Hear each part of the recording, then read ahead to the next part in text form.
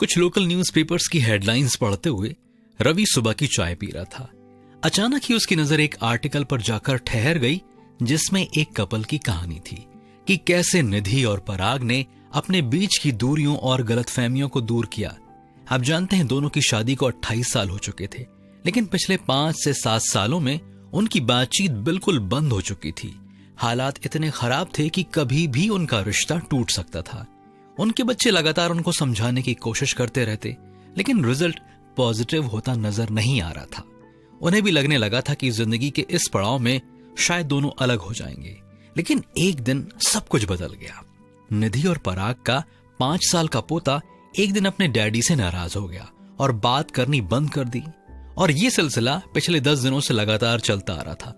लेकिन उस बच्चे ने वाकई बात नहीं की।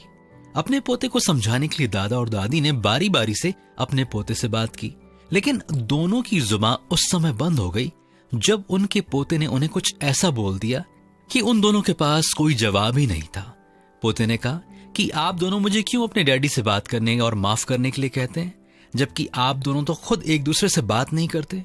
मैं भी तो आप ही की तरह नहीं कर रहा हूं। दोस्तों, अगर कोई रिश्ता ऐसा है जिसमें आपको किसी को माफ करके सब कुछ भुलाकर एक नई शुरुआत करने की जरूरत हो, तो आज ही मौका है। पवित्र शास्त्र कहता है, धन्य है वे जो एक दूसरे के अपराध को माफ कर देते हैं, क्योंकि उनके भी अपराध माफ किए जाएंगे। क्या आप एक दूसरे के अपराध को माफ करके एक नई शुरुआत के लिए तैयार हैं?